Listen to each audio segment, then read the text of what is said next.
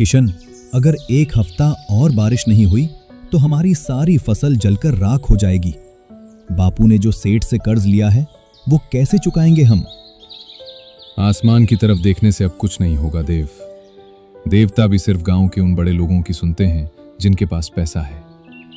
तो फिर हम क्या कर सकते हैं भाई? हमारे हाथ में तो कुछ भी नहीं है। हम तो गरीब किसान हैं। एक रास्ता है, ठाकुर गजेंद्र की पुरानी हवेली के पीछे वाली गुप्त झील। मैंने सुना है वहां अब भी मीठा पानी भरा हुआ है। पागल हो गया है क्या तू? ठाकुर के आदमी वहां बंदूक लेकर पहरा देते हैं। अगर किसी ने हमें वहां फटकते हुए भी देख लिया तो बिना सोचे गोली मार देंगे। यहां बैठे बैठे भी तो भूख और प्यास से तड़प कर मर ही रहे हैं ना। अगर मरना ही है तो लड़कर मरेंगे। आज रात मैं उस झील की पुरानी नाली का मुंह खोलने जा रहा हूं जो हमारे खेतों की तरफ आती है। नहीं किशन, जिद मत कर, ये बहुत खतरनाक है। तू ऐसा नहीं कर सकता। अगर पकड़े गए तो वो लोग हमें तो मारेंगे ही, हमारे परिवार को भी गांव से निकाल देंगे। देव, मेरी छोटी बहन कल रात से बुखार में तप रही है और घर में उसे पिलाने के लिए एक घूंट साफ पानी नहीं है। तू ही बता, क्या करूं मैं? क्या अपनी आंखों के सामने उसे मरते हुए देखूं? तेरी बात सच है भाई, मेरा भी दिल रोता है। लेकिन ठाकुर गजेंद्र का खौफ, वो इंसान नहीं शैतान है। गांव में कोई उसके सामने नजर नहीं उठाता। शैतान से डरने के लिए निमना पड़ता है। मैं रात के अंधेरे में जाऊंगा, पेड़ की आड़ से काम करूंगा, किसी को भनक तक नहीं लगेगी। तू मेरा साथ देगा या नहीं, बस इतना बता। मुझे बहुत डर लग रहा है किशन, लेकिन मैं तुझे मौत के मुंह में अकेला भी तो नहीं छोड़ सकता। यही तो है मेरा सच्चा दोस्त।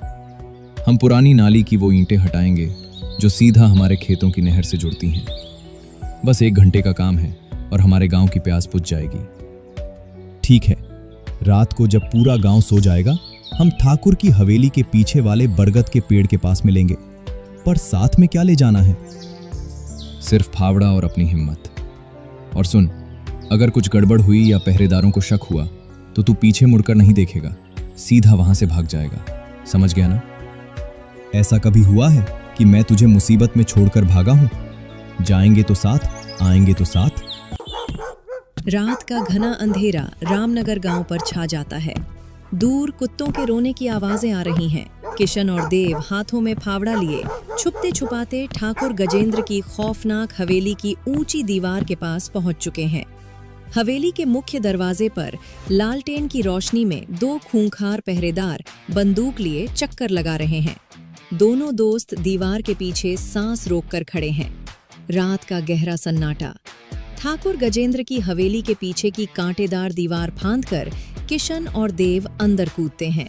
सामने एक बड़ी झील है जिसका पानी चांद की रोशनी में चमक रहा है। थोड़ी दूर पर एक पहरेदार बीड़ी पी रहा है और उसके कंधे पर बंदूक टंगी है। किशन, मेरे पैर कांप रहे हैं। अगर उस पहरेदार ने इधर देख लिया तो हम बिना मौत मारे जाएंगे। वापस चलते हैं ना? चुप रह देव, अपनी सांसें नीची रख। हमें बस उस पुरानी पत्थर की मेड़ तक रेंग कर जाना है जहां से नहर का रास्ता बंद किया गया था। पीछे हटने का अब कोई रास्ता नहीं है। दोनों पेट के बल रेंगते हुए सूखी घास और झाड़ियों के बीच से आगे बढ़ते हैं। अचानक देव का पैर एक सूखी टहनी पर पड़ता है। कड़क की तेज आवाज रात के सन्नाटे को चीर देती है। हे भगवान, अब हम गए। मुझे पता था ये बुरा विचार है। बेवकूफ, ध्यान से चल।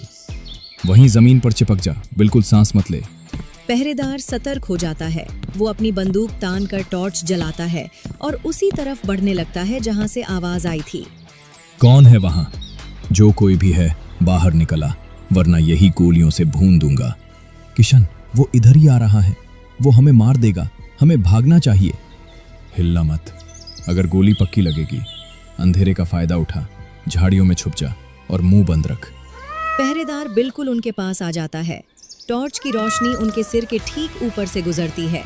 ठीक उसी वक्त एक जंगली बिल्ली झाड़ियों से कूदकर म्याऊं करती हुई भागती है। धत तेरी की, ये बिल्ली भी ना डरा ही दिया था। ठाकुर साहब भी फालतू में रात भर पहरा करवाते हैं। पहरेदार वापस मुड़कर अपनी जगह पर चला जाता है। किशन और देव चैन की सांस लेते हैं और धीरे धीरे झील के किनारे उस पुरानी सूखी नाली तक पहुंच जाते हैं। देख देव, यही वो नाली है जिसे ठाकुर ने बड़े बड़े पत्थरों से बंद करवा दिया था ताकि हमारा गांव प्यासा मरे। अपना फावड़ा निकाल जल्दी। ये पत्थर तो बहुत बड़े और भारी लग रहे हैं। क्या हम दोनों से ये एक रात में हट पाएंगे? हट नहीं होंगे।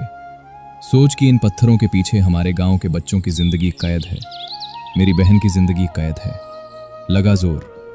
दोनों दोस्त अपनी पूरी ताकत से फावड़े और हाथों की मदद से भारी पत्थरों को खिसकाने लगते हैं।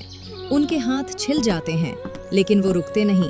पसीने से दोनों लथपथ हो चुके हैं। आउच! मेरा हाथ कट गया किशन, बहुत खून निकल रहा है। थोड़ा और सहले मेरे भाई, बस 2 पत्थर और बचे हैं। देख, मुझे पानी की आवाज सुनाई दे रही है। मिट्टी गीली होने लगी है। हाँ, पानी की ठंडक महसूस हो रही है। जल्दी कर किशन, जल्दी कर। तभी एक आखिरी बड़ा पत्थर खिसकता है और झील के पानी का एक तेज बहाव पुरानी नाली से होता हुआ गांव की सूखी नहर की तरफ फूट पड़ता है। पानी के बहाव का तेज शोर सन्नाटे में गूंज उठता है। हमने कर दिखाया देव, हमने कर दिखाया। हमारे रामनगर गांव को पानी मिल गया। अब कोई भूखा प्यासा नहीं मरेगा। आवाज बहुत तेज है किशन, पानी के शोर से पहरेदार आ जाएंगे। भागो यहाँ से। पानी का शोर सुनकर हवेली के शिकारी कुत्ते भौंकने लगते हैं। 2 पहरेदार लालटेन लेकर झील की तरफ दौड़ पड़ते हैं। उन्हें खुली हुई नहर दिख जाती है। अरे वहाँ कौन है? सालों ने नहर खोल दी, पकड़ो उन्हें, भागने न पाए। देव, दीवार की तरफ दौड़, पीछे मुड़कर मत देखना, भाग। रात का अंधेरा और पीछे दौड़ते हुए खूंखार शिकारी कुत्तों और पहरेदारों की आवाजें। किशन और देव कंटीली झाड़ियों और ऊबड़ खाबड़ रास्तों से होते हुए पागलों की तरह भाग रहे हैं। पहरेदारों की गोलियों की ठाए ठाए की आवाज रात के सन्नाटे में गूंजती है। किशन, मैं अब और नहीं भाग सकता। मेरी सांस फूल गई है। वो हमें मार डालेंगे। हिम्मत मत हार देव, बस थोड़ा सा और। वो देख, गांव की सीमा आ गई। अगर हम गांव की कच्ची बस्ती में घुस गए तो वो अंधेरे में हमें ढूंढ नहीं पाएंगे। भाग। दोनों गिरते पड़ते गांव की सीमा में दाखिल होते हैं और एक पुराने खंडहर नुमा घर के पीछे छुप जाते हैं। दूर से पहरेदारों की गालियां और कुत्तों के भौंकने की आवाजें आती हैं, जो कुछ देर तलाश करने के बाद वापस लौट जाते हैं। तभी गांव की सूखी नहर से पानी के बहने की तेज और मीठी आवाज पूरे गांव में गूंजने लगती है। हम बच गए किशन, हम बच गए। और सुन, पानी की आवाज। हाँ देव, हमारी मेहनत रंग लाई। चल, जल्दी चलकर देखते हैं। पानी की आवाज सुनकर गांव वाले अपनी अपनी झोपड़ियों से लालटेन और दिए लेकर बाहर निकलने लगते हैं। सूखी नहर में सालों बाद कल कल करता साफ पानी बह रहा था। लोग पानी देखकर खुशी से पागल हो जाते हैं। बच्चे पानी में छप छप करने लगते हैं। किशन की बूढ़ी माँ जसोदा एक लोटा लेकर पानी भरती है और रोते हुए आसमान की तरफ हाथ जोड़ती है। हे मेरे राम, तूने हमारी सुन ली। मेरे गांव के बच्चों की जान बच गई। ये किसी चमत्कार से कम नहीं है। ये कोई चमत्कार नहीं है माँ, ये हमारे हक का पानी है जो उस जालिम ठाकुर ने अपनी ताकत से हमसे छीन लिया था। किशन, तेरे कपड़े फटे हुए हैं, जगह जगह खून लगा है। तूने क्या किया है बेटा? कहीं तू ठाकुर की हवेली की तवर्स तो नहीं गया था? मैंने वही किया जो एक बेटे को करना चाहिए था माँ। मैंने हमारे गांव की प्यास बुझाई है। अब चाहे जो हो जाए, मैं ठाकुर से नहीं डरता। गांव वालों की खुशी ज्यादा देर नहीं टिकती। अगली सुबह सूरज निकलते ही गांव में ठाकुर गजेंद्र की 3 बड़ी गाड़ियां धूल उड़ाती हुई आती हैं। गाड़ियों से बंदूकधारी गुंडे उतरते हैं। सबसे आखिर में बड़ी मूंछों और लाल आंखों वाला ठाकुर गजेंद्र उतरता है। उसके हाथ में एक भारी चाबुक है। गांव में अचानक खौफनाक सन्नाटा छा जाता है। कौन है वो गद्दार? किसने मेरी हवेली की झील का पानी चुराने की जुर्रत की? अगर खुद सामने नहीं आया तो मैं पूरे रामनगर गांव की झोपड़ियों को आग लगा दूंगा। किशन, वो आ गया। वो हमें जिंदा नहीं छोड़ेगा। हमें यहां से भाग जाना चाहिए। मैंने खोली है नहर ठाकुर गजेंद्र। वो पानी तुम्हारी बपौती नहीं है, वो कुदरत का है और इस गांव के हर एक इंसान का उस पर हक है। तेरी इतनी हिम्मत, 2 कौड़ी के मजदूर। तूने ठाकुर गजेंद्र से चोरी की है। आज मैं तेरी वो हालत करूंगा कि मौत भी तुझसे रहम मांगेगी। चोरी तुमने की है ठाकुर, हमारी जमीनों की, हमारे पानी की और हमारी इज्जत की। मारना है तो मार दो, लेकिन अब ये गांव प्यासा नहीं मरेगा। बहुत हो गया ठाकुर, आज तक तुमने हमें डरा कर रखा, लेकिन अब पानी सिर से ऊपर जा चुका है। मेरे भाई पर हाथ उठाने से पहले तुम्हें मुझसे लड़ना होगा। तुम्हारी ये मजाल, तुम कीड़े मकोड़े आज ठाकुर गजेंद्र से नजरें मिलाओगे? मेरे आदमियों, इन दोनों को यहीं पेड़ों से बांध दो और चाबुक से इनकी खाल उधेड़ दो। कब तक डरोगे रामनगर वालों? आज मेरे और देव के साथ जो हो रहा है, कल तुम्हारे बच्चों के साथ होगा। क्या अपनी पीढ़ियों को यूं ही प्यासा और गुलाम मारना चाहते हो?